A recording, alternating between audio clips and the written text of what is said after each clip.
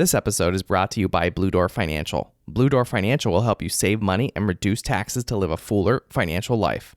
To learn more, visit Blue Door Financial online at BLUdoorfinancial.com. That's BLUdoorfinancial.com. This episode is brought to you by the Lackawanna College Venture Lab. You can build NEPA's next big startup with the help from the Lackawanna College Venture Lab. Designed to help entrepreneurs build micro enterprises, the Venture Lab lets dreamers develop small-scale businesses from the ground up. Network with the lab's experts or your fellow entrepreneurs in a new co-working space at Lackawanna's Scranton campus and apply for a zero-interest microloan while you're there. You can even print 3D prototypes of your new product in their fabrication center. Pretty cool, right?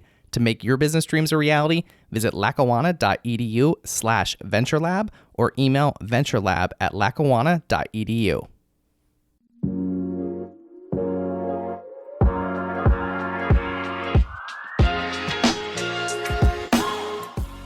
Hi, I'm Bill Corcoran Jr., and I'm your host for the On the Stacks podcast.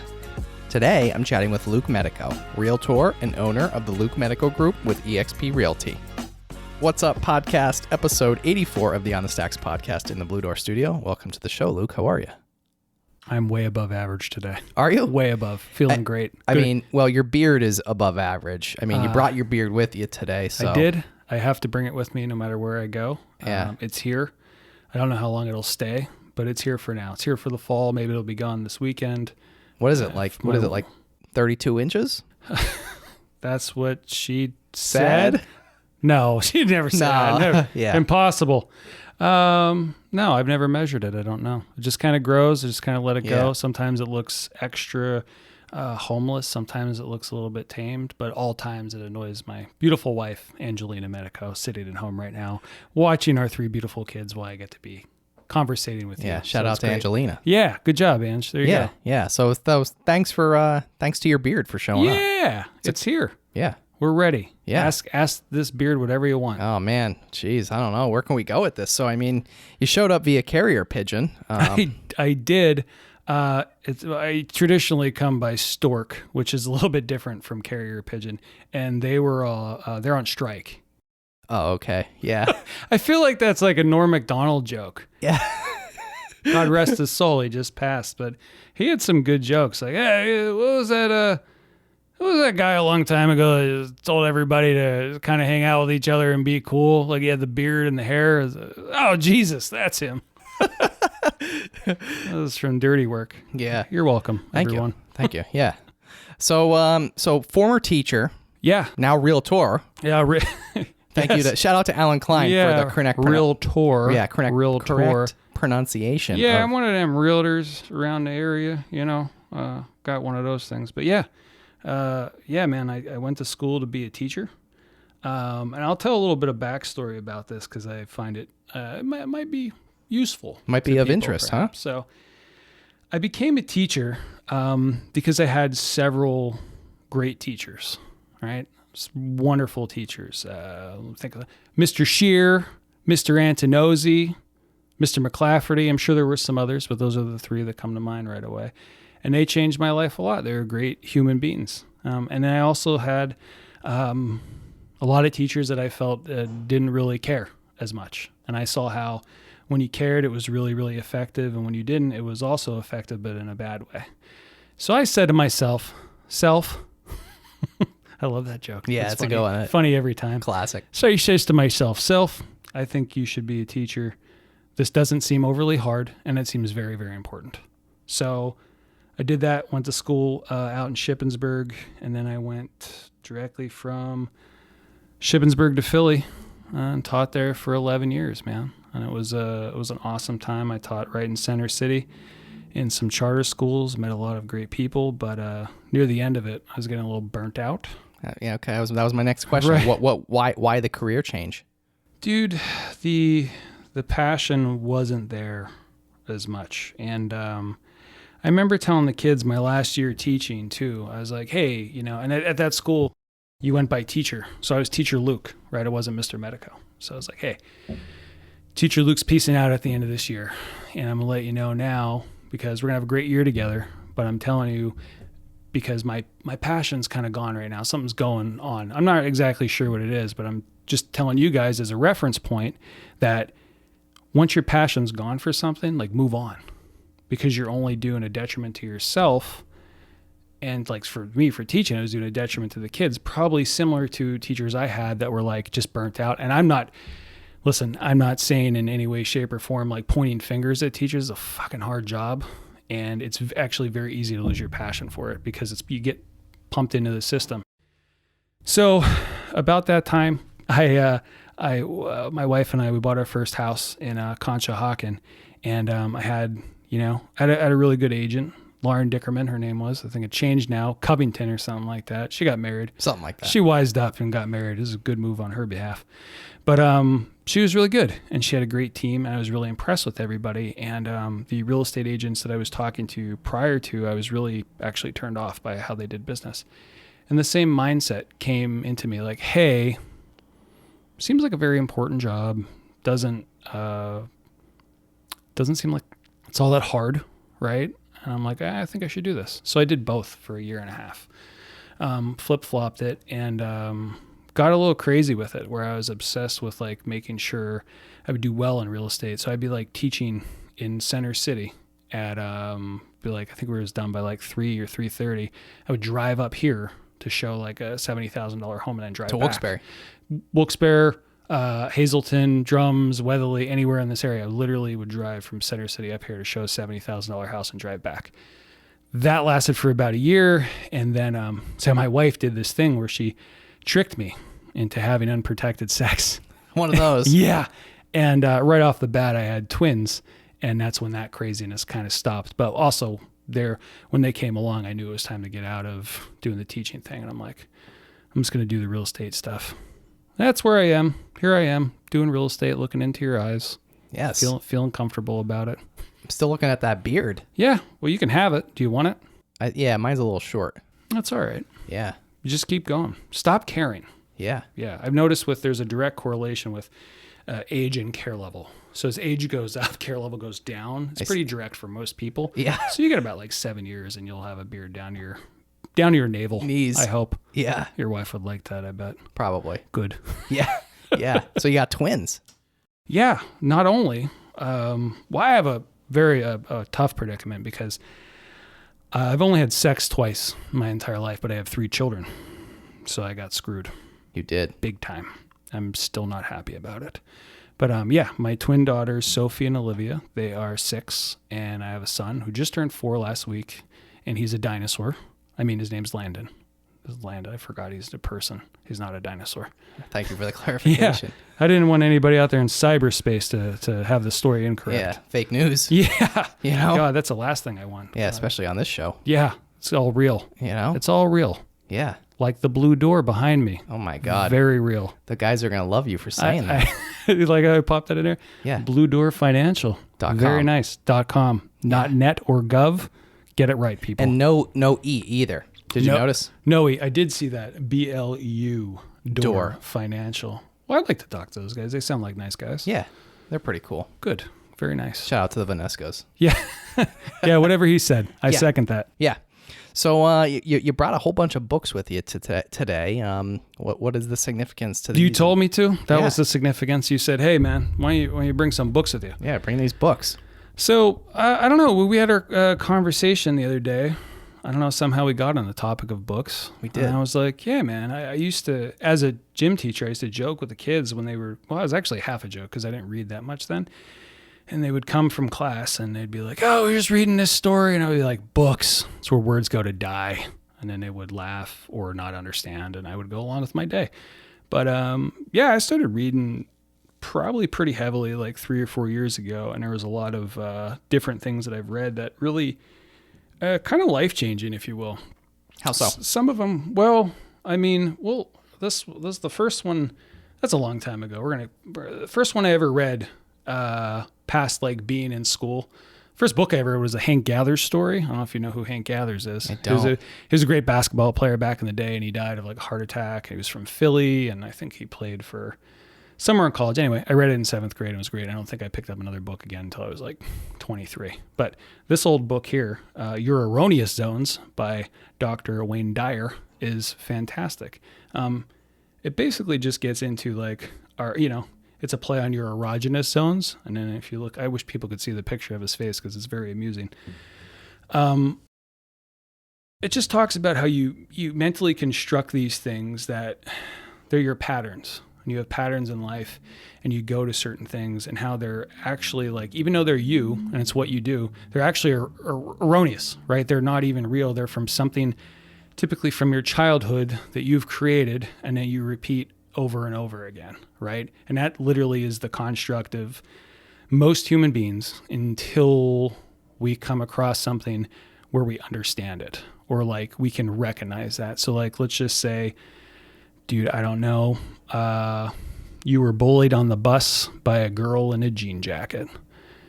And for the rest of your life, for some reason, you're finding anytime you see somebody in a jean jacket, you get really like, you get an emotional response to it. It's like, that's what it was speaking to. So that kind of cracked my mind up with like how fucking judgmental I was about different things that weren't even true, So that was like kind of the gateway. But this one here, this one is called Loving What Is by Byron Katie. This is a recent one that I read. Do you want to know why? Why? Because it's the truth. And that's something that we can't, it's super hard to find in today's day of age because we have stuff being thrown at us left and right all the time, media, you don't know what to believe. But this stuff is like, you read it at first, you're like, what the fuck is she talking about? I don't understand. This is crazy. The whole premise of the book is how the majority of our pain comes from, I should have done this. I should have done that. That person should have did this for me. Oh, this should have happened. Oh, I wish that would have happened, right? The I wishes and I should have. We're living in non-reality. But if you just literally accept exactly what is, you're pretty much cool all the time. You'll have bullshit come back and forth. But if you accept how things are, right? I'm not saying like settle for less or don't be driven. It's like just accept things for how they are. Don't play this game like, oh, my parents should have loved me more. Well, guess what? The sad part is they didn't. And now you're left to figure out how you want to piece that together. So if you stay in this the place of should, it basically is a recipe to kind of continue fuck your shit up for a long time. So those are two. I don't want to talk about all of them. We'll be here forever. Yeah, oh my God, there's like 75 books here. That's not true. Maybe 13. Okay. Baker's dozen. That's what they call it on the street. You gifted me one. I did. That's by a buddy of mine, Chris Noggle, mapping out the millionaire mystery. He's a good dude. Good, really good. America's #1 money mentor. So he says, and I believe him too, because he's a super honest guy. You know him personally? I do. Yep. Yeah. Yep. I went up to a mastermind of his up in New York. I was going to say, how did you meet him? Dude, so random. So, you ever hear this saying, like, you're the sum of the 5 people you're around the most? Absolutely. Right? Jim Rohn. And that's so true. And in my, experiences in real estate and just doing some things, I guess, a little bit differently. And I have a little bit of a drive that I can't turn off. I haven't really figured that out, but I'm just going to go with it. We got to circle back to that in a minute. Yeah. I stumbled across his material on a podcast, same thing like this. I was listening to a real estate podcast called Real Estate Uncensored, which is by the dude, his name's, oh God, why is it escaping me? I could see his face. Alan Klein? No, I wish I could see his face. Greg McDaniel. And then Gene Volpe's on there and Nick Sakis. A bunch of dudes that, I met Gene in person because he lives around here and I've talked to Greg a few times, but like they would just have these guests on and they were like hilarious and it was informative, but their guests would come on and drop all this knowledge and shit. And I'm like, well, fuck it. I'm going to start reaching out to a few people. And I reached out to Chris randomly and he was like responsive and cool and didn't like big time me at all, which I was like, all right, cool. Asked him a couple questions, connected on stuff, and I'm like, I follow most of the stuff he does. He's all over the place with like YouTube, podcast. He does like free stuff. Everybody's like, what is it? Wealth webinar Wednesdays. It's really cool stuff. But he taught me a lot of stuff. Nice. A lot about the money. It's cool. Cool. Where are we going next? Let's go. Let's keep on trucking. Jeez. Well, tell me a little bit more about the book here. So if anyone wants to read it, what can they expect from it? It's just going to give you a very unique perspective on money, really, because the majority of the things that we've been taught about money are really not true. Like what? Well, I don't want to throw anybody on the rug all over the place. These are just my opinions, and he happens to have some of the same opinions, but like just taking like the blind stance of like, hey, put your money into 401k and follow that and whatever. I'm like, those things are horseshit. Now, granted, they're better than nothing, but you really don't. The key in all of it is you want control of your money. You don't want other people to have control of your money. And 2008, there's a lot of people sitting really pretty, and then the bullshit happened. And again, I don't have a crystal ball, but I'd be willing to bet a significant amount of money that at some time in our near future, this is going to repeat itself. And the people who have actual control of their money will be able to weather the storm and get through. And the people that have their money in other people's hands, blindly put in the 401ks and just sitting there, 30 to maybe even up to 60 or more percent is just going to be washed away. Again, this is Luke Medico saying this. Not a financial advisor. Not a financial advisor.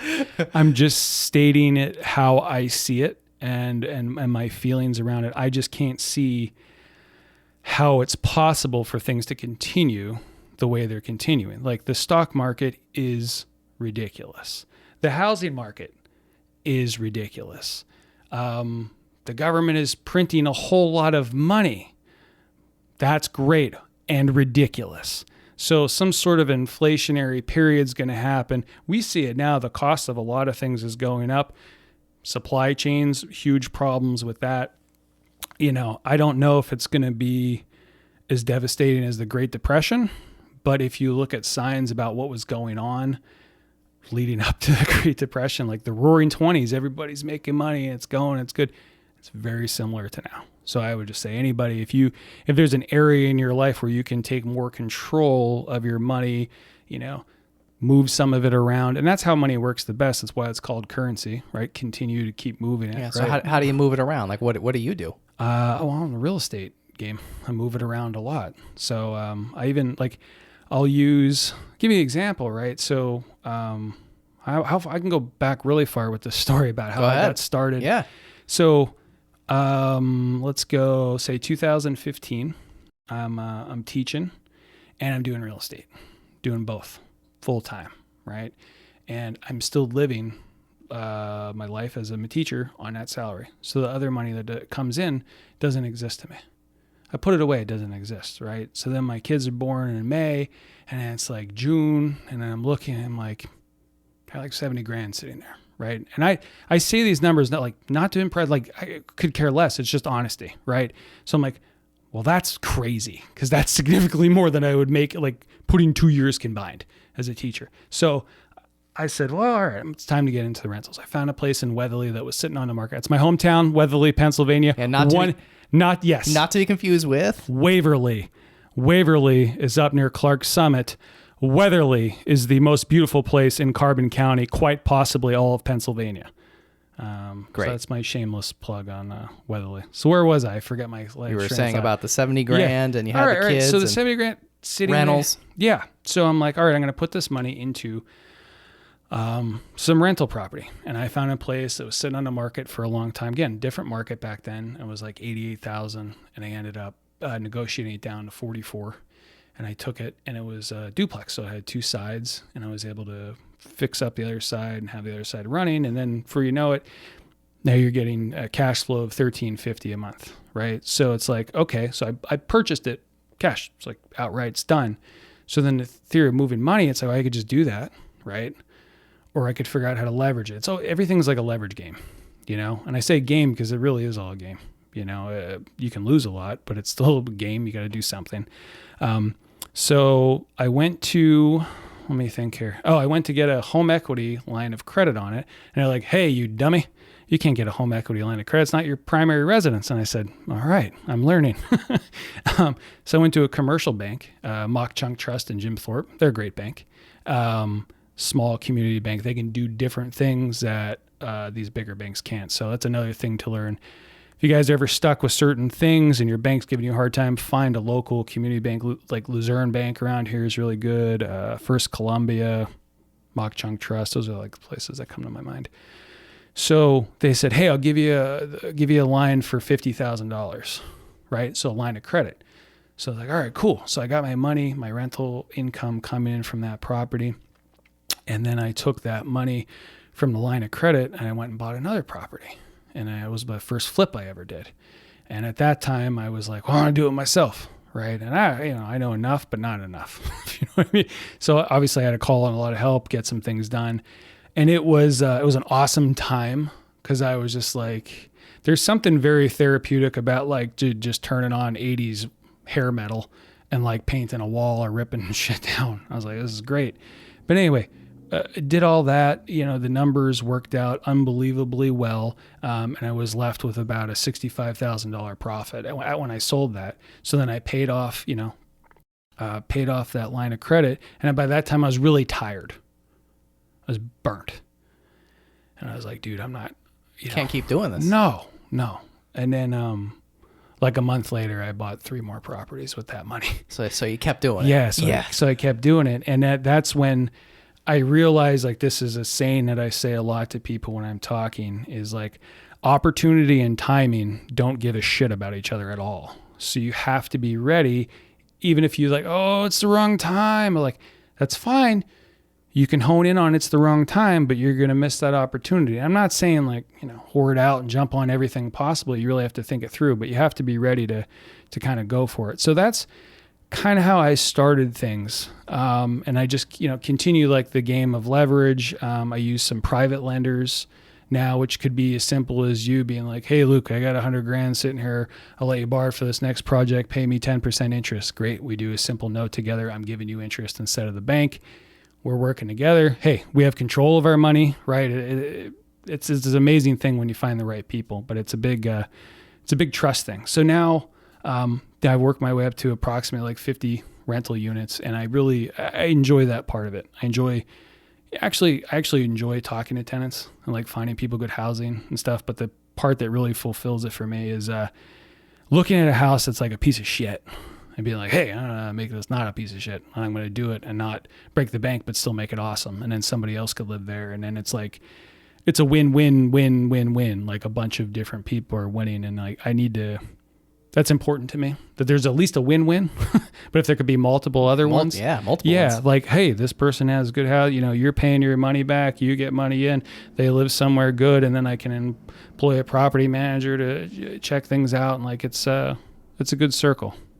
And that's it. That's where I'm at. That's my real estate investor story. I'm going to take a drink of water away from here. Yeah, go ahead. Take a big drink. By the way, Luke brought this jug. It's like, I think, like 45-gallon jug or something. You can probably hear him chugging it in the background. Hear it? WNBC. All right. I got that in there. It was very important for me. I know. I knew you wanted to do that, so glad we snuck that in. I think we can wrap it up. That's good, it. man. Show's over, right? Yeah. Thanks for coming to Luke's TED Talk. Yeah. Ted Theodore. Yeah. So what's up, man? So you went 50 up to 50 rental properties. That's a lot. Yeah, it's cool. I think it's approximately about 35, 37 of them are owned solely. Then I have a partner on the other 13, and we're working stuff out where we're going to disband a partnership, and it's a very, amicable, cool thing. She's a great friend of mine, and we're just going to go our separate ways. Because partnerships, like, they make a ton of sense when both people are bringing stuff that the other person has. But after a while, both people could look at it and be like, well, I have all those things now, and you have all those things now. And that's when it's cool. You go out on your own then. Yes, that's when you need to, break up the partnership, because what happens is you stay in there too long, and then people tell stories. Like, we always tell stories, right, about ourselves and about other people. It's like, oh, they didn't give me this because blah, blah, blah, blah, blah. And you don't know that that's true, but you operate on that's true. And that's where, like, circling back to some of these things that you can find in books that really help. It's like, no, you're playing on oh, she should be like that, or he should be like that. Or it's like, no, well, what's in front of you? That's what reality is. So yeah, that's where I'm going. I don't necessarily have a goal in terms of like units, it's like an arbitrary thing where it's like, I want to get 100 units. It's just like, oh, that's cool. And then I want to retire kind of thing. Yeah, but you won't. Yeah. Right. You won't retire. And I look at, the way I look at retirement too, that's been sold to us like a pile of bullshit for all our lives. Right. Expand on it. I will. Yeah. All right. work for somebody or different places for 30, 35 years, dump it into a 401k, hope the market doesn't crash before then, and then take all your money out and then live your life. That's so fucked up. Like literally, it actually makes me sad to think about that. So what I see a lot, and believe me, I see these things because I've noticed them in myself, not myself. I don't have more than one. You don't? Me. No, Oh. I don't. Well, you got the beard, so that's kind of. Oh my God, this guy loves the beard. I got it. That joke has since ran its course. Yeah, I think. Do you have let that one go? Do you have a womp womp womp thing you can put in there? Can I do Yeah. it? Womp womp womp. There we go. So the mindset of our current retirement system really has people taking their personal mindset of, hey, I just want to make it to death safely. Right? That's what it's geared toward. Work, work, work. Have hope that you have enough. And most people's hope is in someone else's hands. And that's how it goes. And I'm like, I'm not going to play that game. You know, my hope for every person in terms of retirement is figure out different avenues of passive income while trying to reduce your monthly debt in any way, shape, or form you can, right? And when your passive income surpasses what you owe on a monthly basis, I mean, time's yours at that point in time. You can call it retirement. I think most people would honestly never retire in terms of you'll always be doing something. You can't sit, but what a beautiful thing to get there, you know, as soon as you can, and then just live your passion, whatever that might be. Yeah. What are you passionate about, Bill? I'll ask you a question. Oh my God. Flip-flopped it. Just had a baby. Yeah. Congratulations. How'd that happen? Same situation as yours. Normal style? Well, yeah. It was my first time having sex. Yeah. And, you know? Yeah. I was yeah. They make a big deal out of it, right? They put it on a real big pedestal, but apparently it doesn't last too long. Yeah. Right? It just is over. Yeah. And now we have a 3-month-old boy. Yeah. That's awesome. It's a lot of fun. Parenting's a beautiful thing, man. It's like a new purpose for me. It really is, man. And it's hard because I always keep my kids in terms of like very front of my mind and what everything goes on. But then you get sucked into like other passions of your life and like, you know, building a business or, you know, going like, hey, I feel good. Hey, I'm going to go drive here today and like go for a walk down by the river and whatever. And it's like, your kid's sick. You know, it's like, you got to stop. And then, you know, my wife and I, we both work from home primarily and we're there all the time. And that's like, you know, it's a juggling thing too. We're like at the beginning of the morning, sometimes I'm like, fuck, man, what the hell is all this stuff? And then it's like, then you reel it back in and you're like, it's all okay. It's all okay. Right? All this other stuff is just stuff and deadlines and whatever. But like, dude, your kids are only young and in that magical phase for so long. And that's funny because that ties literally back into almost anything that I've learned in terms of like through reading and self-education. It's like, dude, I don't know what the number is. It's kind of made up, but 0 to 7, 0 to 8, whatever happens during that time in your life kind of shapes you for who you're going to be for a long, long time until you're conscious of that. And then you can go back and correct it. But like, dude, kids are the best teachers ever. You'll see when a little 3-month, it'll be like 3 and I'll be out and be like walking in the woods. What is a kid thinking about when he's walking in the woods? I have no idea. He's not thinking about debt. Yeah. He's not thinking about food. Deadlines, you know, the government. Not a whole lot. No, he's not. He's just completely present in being in the woods. I'm telling you, I watch my kids sometimes and like Olivia's out in the the driveway and just like messing with a scooter and she's just like dancing around and frolicking. And I'm like, man, I want that to last as long as it possibly can. But society and how we're conditioned has us getting out of that as fast as we can. Oh, time to grow up, right? It's time to grow up. Like, grow up, stop doing that. No, fuck that. Stay in that as long as you can. If you can make it till 13 and still do that, you're going to be made fun of by everybody, but everybody else is wrong. Yeah. Everybody else is wrong. You just live your life, you know, and enjoy it. But it's crazy, man. It's crazy to watch them grow up. And, you know, I'm hoping like, hey, I hope I don't, you know, mess you up type of a thing. But it's also a guarantee. You know what I mean? You're going to mess your kid up somehow. You just have to be there for them and explain like, hey, because you think about it, it's like, oh, one way you could spoil your kid, right? And you could be, just there, give them everything, whatever. You're going to fuck them up. And the other way, you could be really hard on them and maybe not show as much love and whatever. You're going to fuck them up. For me, I think the best thing is to do is let them do a couple things, throw in a bunch of no's, and literally just love the shit out of them. That's it, right? Because if you just pick them up and hug them and give them kisses and love them and tell them you love them, like what? Past that, I mean, that's all you can control. Yeah. Right. So one thing you said earlier that stuck out, and I said I want to circle back to, was you said you have this drive that you sometimes don't know how to turn off. Yeah. What's up with that? I don't know. Actually, you know what, man? I mean, this will go very deep, I guess. But like, I had my drive showed up when I was like about 10 or 11. And before I moved to Weatherly, I lived in another very small town called Beaver Meadows, also pronounced Beaver Meadows. But if you're from there, it's Beaver Meadows. Beaver Meadows, kind of like Wilkes-barre. Yeah, Wilkes-barre, Wilkes-barre. I heard Wilkes-barre is actually the correct way to say it. It is. Is it? Wilkes-barre. And the E used to have an accent over it. Oh, fancy. In umlaut, I believe, right? Is that what they used to do? The little, I think it's a German accent like thing. I got kicked out of German class all the time in high school. She hated me. I felt she did.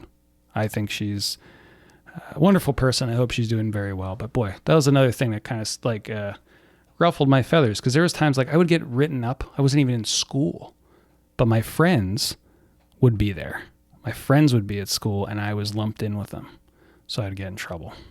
Ridiculous. But back to the drive thing. I was bullied a lot as a kid. I remember a lot of things. Like this one dude came up to me one day. I was in like 3rd grade and like just jacked me in the face. But you're a big guy. He was a 6th grader. Oh, okay. Yeah. So I was like, whatever. So I'm sure you were probably, as a kid, you were probably a decent sized kid. I was always big. I mean, how tall are you? Because people listening obviously can't see. Let's see here. 6'3.5". If you count my sneakers, 6'4". Okay. Right. Yeah. But yeah, man, I dealt with some. So you got punched in the face by a sixth grader. Yeah, for no reason. And I was busted, made fun of a little bit for random stuff like not having cool jeans or sneakers or shit like that. So I developed this, a real strong desire to be, just to be liked and kind of to be left alone. And I think that spurred, later on in life, we moved away from that town and I came to another town. I had not as bad experiences in Weatherly, but some stuff in the beginning kind of set me a little weird.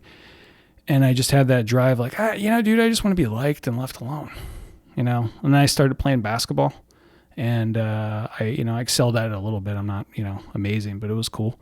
And I felt like that came. And it was all, I realized for me, dude, all I was searching for was just respect. I felt like I didn't have it from anywhere. And that was like the first time I actually felt respected. So now like that's at a forefront for me. It's like every person really deserves that unless they prove you differently. They still deserve it, but you can just kind of respect them and not talk to them type of a thing. So that drive, I guess, to just like always be kind of respected, kind of still carries on to a little bit, but it takes a different form. Like now I'm at the point where it's like, sure, I want to be respected, but I also just want to have peace. Very peaceful. And I look at it too in terms of like doing real estate things. Like I don't have this drive to be like, oh, I got to be this bazillionaire and have all these units and whatever. I have a drive for taking care of my family so I could spend more time with them and things are much more like peaceful, which is kind of an illusion to begin with because anything's peaceful if you say it is. But there's always money worries, right? They come up no matter what the situation is. And the more, money you can create, for you and your family and other people, I think it's an important thing if you can do it. So it all keeps me going. Having my own time, that's a big drive. Like, hey, I'm on my own time. If I'm going to go sit in the middle of the woods today for a couple hours, I can. If I'm going to tell one of my kids to take off school for the day, good. Sorry, teachers that aren't listening. But yeah, man, it's interesting how people have these different drives, and there are different levels of it. Mine's kind of calming down in, certain facets of life, and then kind of kicking up in others. But I don't know where that's gonna take me. It's gonna take me to a drink. I can tell you that right now. A big water drink. Big gulp. Here we go. Water drink, gulp, too.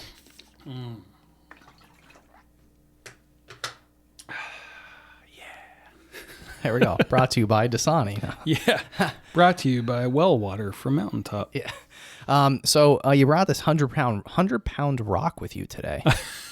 What's the story behind that? Oh man, the rock story. Here, I'll hold this 100-pound. And by 100-pound, I mean it's kind of the size of my thumb. So believe it or not, I've kind of struggled with some anxiety issues, off and on in my life. And I had one time about maybe 2 or 3 years ago where I was feeling a little rough, very randomly, but it came very intense. And I knew I needed to do something, but I didn't know what that was. So all I could think of was to run. And I was down in New Jersey at the time. And I just walked onto the bay and started running. And I'm not much of a runner. I don't really care to do that. But I had this abundance of energy and anxiety and such. So as soon as I stepped on there, I looked down, I found this little rock, and I picked it up, and I said, hey, that's going to be my action rock, right? So I kept it with me. I ended up running like 4 miles, didn't know where the hell I was, came walking back through this small town. I ended up chatting with this 70-year-old woman, and I don't know if I looked as homeless as I do now, but probably similar. And dude, she just invited me in her house. It's like, here, come look at my house. And I was like, all right, great. But anyway, I calmed down. I felt a lot better, and I got home, and I put a Sharpie out of my bag, and I wrote the word action on it, which you can't really see it anymore. But it reminds me that it's very easy to get too much in your head and sit there and overthink stuff and play the games. Like, I should have this, I should have that. Why is this happening to me? Whatever. And, the random little rock is like, hey, man, take action, whatever that might be. Could be going for a walk. Could be picking up the phone call and calling somebody that you love and you trust, or maybe somebody you haven't talked to in a while. But it's like sitting there in non-motion is just going to be like, the stuff's going to pile on you and it's going to make it worse. So you just take action. And whatever action is to you, that's what it is. It's different for everybody. And, by the way, I forgot. I preface everything. No, wait, prefaces beforehand. I am coming with everything I've already said and going, I don't know anything, by the way, just so everybody kind of like knows. another disclaimer. Yeah, it's like a financial advisor disclaimer. Yeah, I don't know anything. Yeah, my truth is what I perceive it to be, and I think it's fairly close for a lot of people, but this is my experience, and I tell anybody, no matter who they're talking to or who they look up to as a mentor or whatever it is, don't try to carbon copy anybody. We're all individuals and everything's going to hit. So you got to sit with, hey, that really resonates with me, or yo, that really doesn't, right? Don't let anybody dictate to you how you're going to go about your process. You got to sit with it and see what happens. I think I read it on the back of a milk carton. Is that what it was? Yes. I don't even drink milk anymore. Gave it up. I did. I don't like it. Just 75-gallon jugs of water. Yeah. Well, I need the water. I like coffee. Yeah, have a coffee in the morning. I don't like too much caffeine, though. It makes me jittery. Yeah, kind of like you are now? No. This is nothing. This is what level are we at here? I'm tired, actually. Yeah? Yeah, like when we're done, dude, I'm going home, laying down. That's the end of me. But I can keep going because I like the conversation. It's good. You're a handsome guy. Nobody can see it out there right now. He's a handsome guy, let me tell you. Yeah, thank you. So I think the part of the reason, too, with all the books is, and we didn't even touch on it yet, is you are writing your own book. I am, and it's, we'll see where. Which we were hoping to have, something by now. Right, but, that was the thing. I've been pushing you to write this thing faster. You have been, and I've been resistant to your push. Yeah, I tried, though. Yeah, man. So what's up with the book? I always liked to write. I always was a weirdo journaler. And I think about it now and I'm like, I wish I would have kept stuff, right? I didn't know better, but I would write and like write out my feelings, and like I would feel better about it and whatever. And then I would like look at it a couple months later and I'm like, you pussy, right? I'd make like, horseshit talk on myself, and then I would throw them away. And I'm like, oh God, I wish I had them now. But, dude, I started compiling this thing just based upon the things that I've seen and experienced in my life. And I don't know where that's going to go. That's really none of my concern. It's just getting it out on paper. And if it could help one person in their life, great. And the premise of it, I won't go super deep in it, but as of right now, we'll see if it changes. It's called The Person You Needed the Most, right? And it's basically you looking at your own life as a blueprint to what you're supposed to become, right? So if you think about times in your life where you just straight up like, dude, I need this out of a person. I need this sort of love. I need this sort of guidance. I need whatever. If you really zone in on that, you'll notice that you've actually become that person. You're that person, right? So like, I kind of needed a strong male figure that wasn't like dictating to you for their own gain, right? And that's kind of like how I feel that I am. Because I tell people, even in the real estate world or any sales world where things can get very manipulative, they really can. I tell people, listen, I'm a facilitator. I'm going to give you information. I'm going to tell you what I would do. I'm going to have your back as a fiduciary, but ultimately you make the decision, right? It's like, it's really easy stuff. Somebody's buying a house, like, I don't give a shit if you buy a house, ever. It doesn't matter to me, but I'm here to help you. And if it's not the right choice for you, that's awesome. So in my, businesses that I run and the things that I do, I found that I'm like, oh shit, look at that. Like I needed that. So the same thing with like the teacher, right? And the real estate agent, and like, what's next for me? Like, I don't know. Maybe I don't know. Maybe some sort of like mentorship type thing.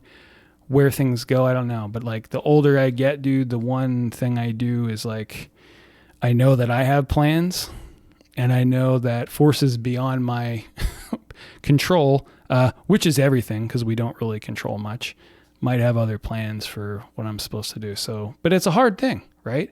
To go with the flow and to have drive. I'm at battle with myself on a regular basis. People, I'd be in different meetings or conversations, and they're like, describe yourself. And I'd be like, yeah, man, like, if like the Grateful Dead hung out with Michael Jordan, right? That's what I'm dealing with here. I have a ridiculous drive that I don't know where it came from. Really, like, and it's hard to turn off and whatever, but I also just want to chill out and like everybody be happy and peaceful.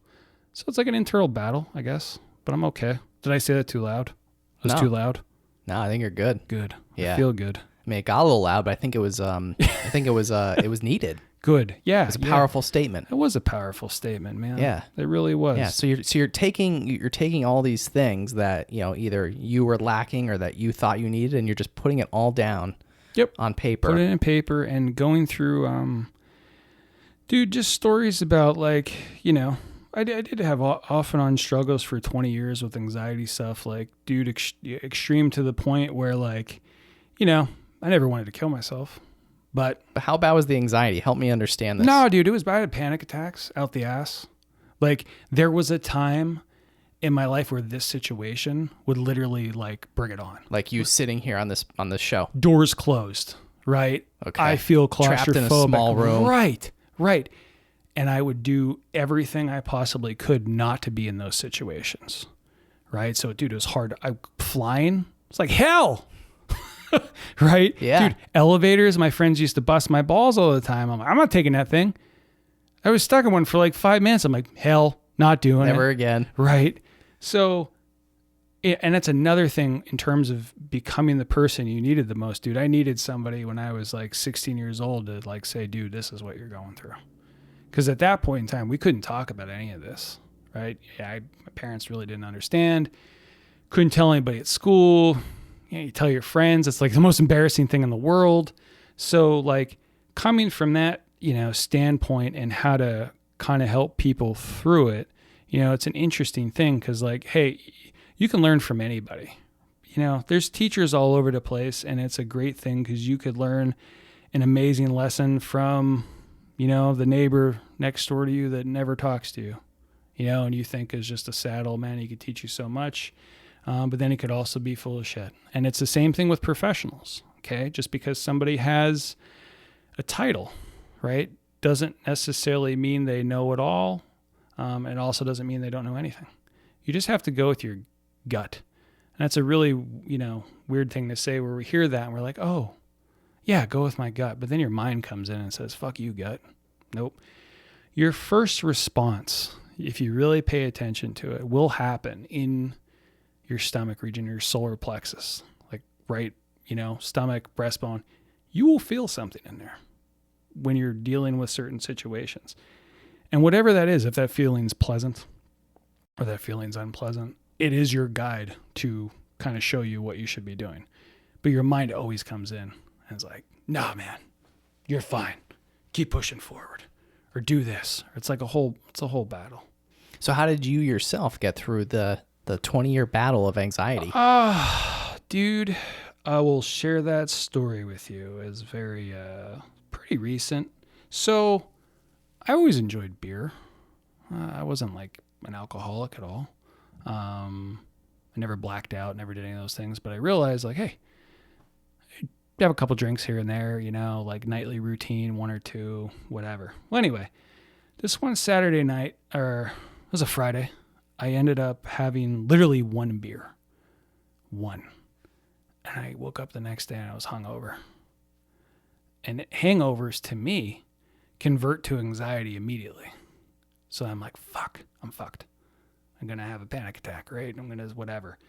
So typically when that happens, we have the old adage, especially if you're around your buddies, fight fire with fire, right? Start drinking again. Well, now I have my kids are at home, my wife's here, whatever. And I was like, well, I decided to sit in the pain for the day. So I did. It was a rough day. I cried a little bit and whatever. And then the next day I said, I'm going to level out, man. I'm going to chill for a month and see what happens. So a month of not drinking, I get super clear-headed, like super duper clear-headed. I'm like, I feel great, right? And then 2 or 3 months into it, I feel like absolute shit because I realized how much stuff I had in me that I never dealt with, that I just kept pushing down and pushing down and pushing down. Dude, and at that time, like, I'm not embarrassed to say it. I said, I broke down. I'm like, dude, I'm going to start taking medicine. Fuck it, And I resisted that for 20 years of my life. And I started taking it. And, dude, it actually made me feel like a normal human being for like a year and a half or 2 years. And when I took it, and this is advice for anybody that goes that route, don't take my advice on this. He's not a medical doctor. Yeah, I'm not a medical doctor, but listen, if you do decide to go that route, right? I avoided it for 20 years. It was time. It was something I needed to do, right? For my own sanity, for my family, whatever. I decided to do it. If you go that route, just make yourself be okay with it. The biggest part of it was I was beating myself up even before I would ever even try something because I'm like, oh, you're not strong enough. You're a baby. You should be able to handle this on your own. But when I decided, I was like, listen, whether it's a week, a month, 10 years, my whole lifetime, I don't care. I'm going for it. Ironically, that lasted about 2 years or something. And then I started getting this inkling of like, dude, you know what? I think you should get off of it. You should wean yourself off of it. So I did. And that was over the summer, just now, a couple months ago. And I thought about doing it maybe like 7 or 8 months prior and then avoided it because I'm like, I don't know what's going to happen. It's very scary. I don't want to do this. And then I just one day forgot to take it, which is like crazy because I'm very routine religious. And I was like, well, I guess it's time. Universe says it's time. It's time. So I weaned it off. And it was a little bit, it was a little bit rough at times, but it was pretty rad too. Cause like, I started crying all the time and I'm like 100% okay with it. I'm 80% okay with it because 80% of the tears were just like totally random. Like I'd be watching something on TV and be like crying and like tearing up all the time. And I'm like, oh, this is great. This is beautiful. I'm happy. Tears are tears of joy. Right. But then the other stuff is like shitty. you know, and you're like, oh, this really sucks, but it gets it out of you. Like, and I had all that just kind of in me for the longest time. And it just came out. So, you know, while I was on, you know, taking medicine and not drinking, it allowed me to like kind of slow down and think more. So I got much more into like reading, right? Listening to podcasts, watching, like, I'm sure I'm not the only person in the world that's had this, but when you do have it though, your first response is, it's only me. I'm crazy. You know what I mean? I'm going to lose my mind. I'm going to go to a mental institution, whatever. And I was like, nah, it's normal feelings that mostly everybody has, and there's varying degrees of intensity. So I went through, you know, a bunch of books, just like, you know, even YouTube videos, following different people that resonated with me. And it's like all good. You know, I'm like at peace with it. I know, like, if anything is ever to happen, right, it's okay. What brings forth the most anxiety, at least for men, is them making it not okay, right? If we're all like, hey, it's okay if you're fucking sad. It's okay if you're having some sort of anxiety issue. It's okay if you cry. It's okay if you're angry, right? But what's told to us from a very early age, right? Big boys don't cry, right? So then what happens, and that's, you hear about a lot in the media, like this toxic masculinity, right? That's where it comes from. Big boys don't cry, whatever. So then what happens? We don't express our emotions ever, good or bad. We're straight-laced. There's always shit circling inside of us. And most people, at least in my, it converts to anger, and you're just angry, right? It's nonsense. And that's some of the things that I hope to put in a book, maybe this one or another one one day. Like, the majority of stuff that's ingrained in us is nonsense. And think about, like, hey, if you're living a great life now, that's awesome. But imagine if you got through all the nonsense. Or if you're living a life that you're not happy with, wow, imagine how it's going to be when you get through all this nonsense. It's pretty wild stuff. Yeah, good shit, man. Yeah, you're welcome. And good for you. I made it up. I don't know anything. No, man, that's awesome, man. Yeah. I'm happy for you. Yeah, dude, me too. It's you know, like thinking about just having that conversation, like we've never even talked really before today, right? Yeah, so like, this is the first time we've ever even met. Yeah, real life, yo. Yeah. Know what I'm saying? You hear me? Okay. I wouldn't have, you know, 10 years ago, 15 years ago, I wouldn't have even shared this with like my parents or anybody. I'd be so embarrassed and so ashamed. And I realized, like what I said before, is like, Luke, as you're getting older, your care level about all these things goes down. And that's a beautiful thing. Because if you can share that message with other people and they might have experienced those things, right, then they know that like they're not alone. And that's one of the biggest myths of our lifetime, is that like we are alone. It's like, we're not really that alone, dude. We're all connected in some weird sort of crazy way that our minds can't really wrap around. But like, dude, we're all connected, you know. And the better I do, the better somebody else does, and the better somebody else does. It's a trickle down, Ripple effect, yeah. But where we get messed up is like, we're not taught that, right? We're taught competition, top of your class, you know, ranking, order, division, like all these things. They're everywhere in society, everywhere. And it's like, nah, it's all shit, man. Tell you what, if there's one thing, I don't know how much time we have. How much time we got? Tell me. 2 more hours. Okay, that's not enough. There's one thing that I would want to pump in to help anybody with anything. It's the following, right? The first thing is, the more that you can sit with yourself, the better your life will be. So what I mean by that is, think about the last time you sat in a chair without your TV on, without your phone next to you, without a human being next to you, without a book, without a phone, like without a drink, without a cigar. I don't drink anymore, but I smoke cigars all the time. That's my thing, right? So most of the time when I say this, people can't even think about that. And it scares them. Like thinking about it, like, well, what the fuck do I do? Right? Trust me, sit there and do it. Start with 5 minutes. See if you can make it. Your hands are going to start shaking maybe a little bit, whatever. It gets very uncomfortable. Anxious. Yes. But let it happen. Let that anxiousness happen. Because you can see it's, especially in today's day of age, dude, it's ingrained in a lot of us. to this day, I don't even know why I got anxious. Cause like the first time I had a panic attack when I was 16, I didn't even have any emotions before that, dude. It was like this drop of a dime. And I'm like a mess, right? So the more you can sit with yourself, right, the more things will come up through you and you'll be able to process it. And it's dude, like weight gone, right? A lot of people like meditation, right? This is just there's all different forms of it. But I try every day. Sometimes it's only 5 minutes. Sometimes, I lasted like an hour or something one time, which was crazy because I got past, I don't even know what time it was. I just set my alarm for an hour and I thought I was sitting for 5 minutes. Where the first time I sat for 5 minutes, I thought it was like 5 hours of like hell, right? But when you do this, your body is letting go of these different emotions and stuff that you're holding on to, and things are going to come up for you, and it'd be crazy. You could be sitting there for a half hour and you just burst into tears. Good. It's fine. It's fine.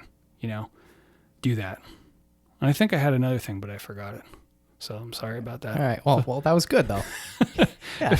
If I remember it, well, yeah, sitting and just, dude, giving yourself space, right? Like in terms of you don't have to go all the time. That's something that's engineered in our society that we're doing. We're always working. We're always going. We're always get more, do. Give yourself some form of self-care. Whatever it might be, dude. Even if it's one time a week you go for a walk by yourself or go to the salt room at 11th Element. I was just there today. A little shameless plug. Don and Chris, great people. Free commercial. Yeah, you're welcome. They are wonderful though. And honestly, the benefits of that place, like I didn't know them before I went there. I just went there. I'm like, ooh, this looks like something, whatever. Cool. And I tried a sauna once and I was like, well, that's cool. I've been in a sauna before. And then I did the flow tank, baby steps. Cause it's like coming from a background of like, small spaces enclosed, whatever. So I'm like, I'm going to leave the door open the first time. And right. And then it's like, now I go, dude, I'll go shut the light off, shut everything off. And that's the whole thing, sensory deprivation. So you're just floating. That's another just like form of meditation, but you're super relaxed because you don't even have to. Have you been in it yet? No, but I need to. Dude, it doesn't matter what way you float. And I literally just float on top of like 18 inches of water and you totally space out. Like you're just like kind of sleeping, kind of awake. Everybody has different experiences, but I know like my first time I was like, I'm a little bit afraid, a little bit whatever. And then they have a salt room, which I don't know the total science behind that, but I know they pump it in through like a vent. And I literally just did it today. And it was the same thing, dude. I was like, God, this is great. This is great. So how can our listeners, well, first of all, you probably don't have a end date or when the book's gonna be ready, but any idea? Yeah. So I had intentions of having the rough draft done by August 15th and those intentions weren't strong enough. I can't put a time frame on it. I'd like to, but then I would just be working towards a deadline that's arbitrary rather than sitting down when I'm inspired and writing what's on my mind. So, hopefully sometime, I'd be pretty confident 2022 I won't be out this year for sure. All right. Well, we'll keep our eyes out for it. Yeah. I hope, is Walden's bookstore still a thing? I don't know. Is it? Do you remember that? No, I do. Too young? Yeah. I don't think it is. It might be gone. I think Borders gobbled them up. Probably. Good sound effects. Yeah. So how can our listeners learn more about you online? Dude, that's a great question. I don't really have I have the normal modalities of social media. I have like my Facebook page, I have a business one, but I don't really go on anymore. I think it's silly. My regular Facebook page, Luke Medico, I'm there. If you want to connect, shoot me a message. What's that thing that Al Gore created? Electronic mail? Email? I think that's it. The email Oh, thing. no, he created the environment. Yes. I forgot about that. It Yeah. wasn't email. Yeah, dude, lukemedico@gmail.com would be the easiest way. If anybody ever wanted to drop me a line, go right ahead. I'd give you my number, but I already don't want people calling me too much. So you can send you an email. Tell you how much they love the show here. I would love to hear from a random stranger. That would be wonderful. That would make my day. Well, I guarantee you that somebody's going to email you from this show. I hope that they're from this show or from WNBC. And I think on that note, we are going to end. Luke Medico, the Luke Medico Group with eXp Realty on the Stacks podcast in the Blue Door Studio. Thanks for joining me. Good job, guys. See you out there. If you'd like to learn more about the On the Stacks podcast, be sure to search the hashtag On the Stacks on Instagram, Facebook, and LinkedIn. If you enjoyed this podcast, please subscribe and leave a review. We'll catch you next time on the Stacks.